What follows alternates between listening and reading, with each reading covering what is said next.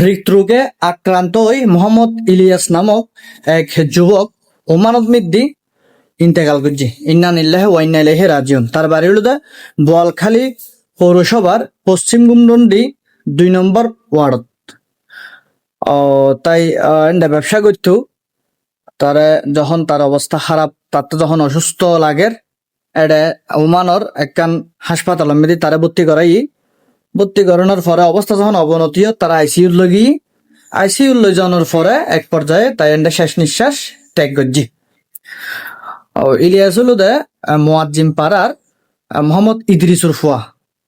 তাতে হৃদরোগে আক্রান্ত হই মোহাম্মদ হতল রেমিটেন্স যোদ্ধা। ইতারা হইল আর দেশের সম্পদ।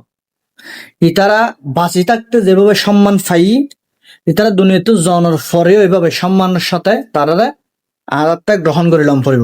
কিন্তু দুঃখের বিষয় বোধ কেউ আছে দেয় মানে টিয়ার মেশিনি বে জালিগু এবার তেমন একটা গুরুত্ব না থাকে। সুতরাং পরিবার এবং পাড়া প্রতিবেশী বে কোনো অনুরোধ জানাইম দেয় সম্মানের সহিত ইলিয়াসরা গ্রহণ করিবেন এবং সম্মানের সহিত তারে দাফন করিবেন।